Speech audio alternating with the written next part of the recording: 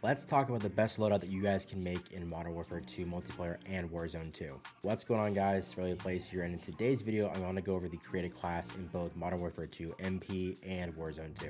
So for Modern Warfare 2 multiplayer, of course, you're going to be using a gun that you are either leveling up or a gun that is meta at the time and that you feel really comfortable using. But for Warzone 2, your primary weapon is going to be completely different than multiplayer. It's going to be whatever the Warzone 2 meta is. And if overkill is available, which it most likely will be, you're going to want to run two primary weapons that complement each other really well. What I mean by complement each other is something like a sniper rifle, SMG, LMG, SMG, maybe even an LMG and a shotgun, something that is really good for long range, and then your backup weapon is something for that close to mid range. If you played the original Warzone, you know exactly what I'm talking about, but I'm assuming that overkill will be available in the preview that we got today. It looks like it will be, but if not, you're going to want to run at least a primary weapon that's probably more based on that sort of long to medium range engagement, with your secondary weapon being a pistol, obviously, or a rocket launcher, something for that close to mid range engagement. So keep that in mind. But it kind of all depends on how overkill works in Warzone, but I'm assuming that's going to work exactly like how it does in the original Warzone. So we'll see. Going over to the tacticals for multiplayer, I would recommend looking at flash grenades, stuns, decoy grenades, obviously for XP, and stims for an aggressive playstyle. And in Warzone 2, I would probably assume that flashes, stuns, stims, and maybe heartbeat sensors this year. The heartbeat sensors this year have an actual battery to them, so you can't use them the entire time. So just keep that in mind. This section is kind of all personal preference. Whatever you want to run for your tacticals, whatever you want to do, but I'm assuming that those things will be the meta in Warzone. Tacticals are kind of whatever you want to run, whatever situations you find yourself in. I know at the end of the original Warzone one, everyone ran stims because it was easily the meta, but we'll see how it plays out. But I'm assuming that flashes, stuns, and stims, and maybe the heartbeat sensor, like I said, will be pretty good. Going into the lethals for multiplayer, you're going to be looking at frags, proxy mines. The drill charge is actually very, very underrated. Semtex, and that's probably it. The weird thing about this in multiplayer is that none of these are bad choices. I just think that those few are definitely above the others. And in Warzone 2, most likely more of the same. Maybe C4s and thermites, depending on how vehicles are used. Proximity mines and claymores might be decent, and throwing knives might be good as well to have quick finishes on downs, but we'll see if it works the same way as the original Warzone.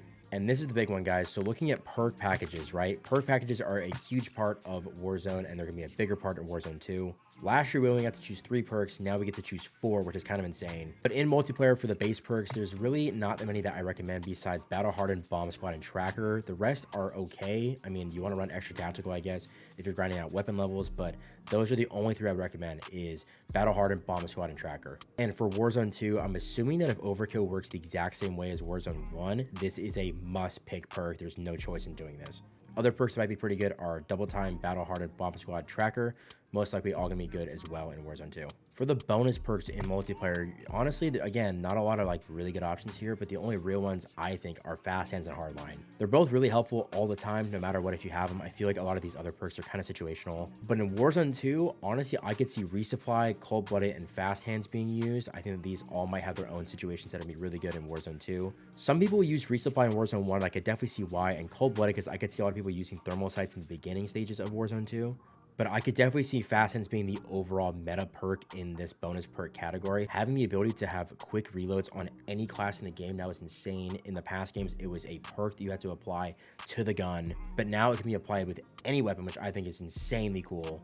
And finally, the ultimate perks. Now, this is where things get really interesting. At the launch of this game, a lot of people, including myself, were running Ghost because it seemed really overpowered on paper. The description says undetectable by UAVs, portal radars, and heartbeat sensors, but this is not always true. A video was made recently testing out the perk Ghost. I will leave it in the description down below. And what was found was kind of ridiculous. Guys, if you have even a suppressor on your gun, it doesn't matter if you have Ghost and a suppressor. If you shoot your gun when a ping is going up, the next ping will scan you.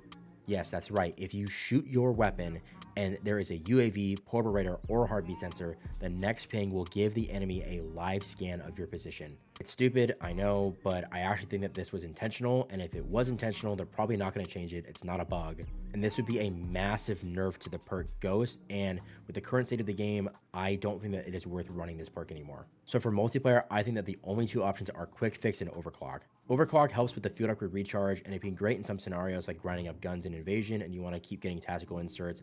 That's great. Or if you're playing something like Free For All or Search and Destroy, You can get a lot of dead silences this way. That's what I personally use it for. I think it's pretty good. It actually might be bugged though, which is kind of weird because there are times when I feel like I'm supposed to have 2 field upgrades at once, but the game bugs out and it only lets me hold 1. I don't really know. I have to see someone test this, or I should just test it myself. There are definitely times when I feel like the perk bugs out. So because of that, I think quick fix is way more useful. You regenerate health so slow in this game. I think that having quick fix is a massive bonus, especially later in games. And when talking about ultimate perks in Warzone, I think that Ghost could be viable if they make some tweaks to it, but if it behaves the same way in Warzone as it does in multiplayer, then I'm not really sure if it's gonna be worth running. I think it'll be a little bit better in Warzone 2 just because you're not in as many gunfights as you are multiplayer. That's kind of why it's useless in multiplayer. It's because if you're running Ghost in multiplayer, like you're shooting your gun constantly, but in Warzone you're not. But in its current state, I can't see it being as useful as Ghost from the original Warzone. So with that said, I think the ultimate perks that are going to be worthwhile in Warzone 2 will be High Alert, Ghost kind of, and the wild card here is Survivor. If the perk Survivor gives you a free self-revive from getting a loadout, that's kind of insane. It also lets teammates revive you faster, which can be really useful. But for the ultimate perk category, I think that High Alert is going to be useful for sure, but it kind of all depends on how Ghost and Survivor work in Warzone 2. We'll have to wait and see, but luckily the game comes out in a few days, so we'll see how everyone puts together their perk packages. Almost forgot about this actually, but field upgrades, you guys, for multiplayer, just run whatever you want. I like running Dead Silence. Some people like, running other things like trophy systems and whatnot. Run whatever you're comfortable running. And that's it, guys, my complete breakdown of loadouts in both Modern Warfare 2 multiplayer and Warzone 2. I hope this video helped. If it did, drop a like. Please let me know in the comments how it helped you. And with that said, thank you guys for watching. I hope you guys had a good day today. Hope you guys have a better day tomorrow. Love you guys. I'll see you guys later.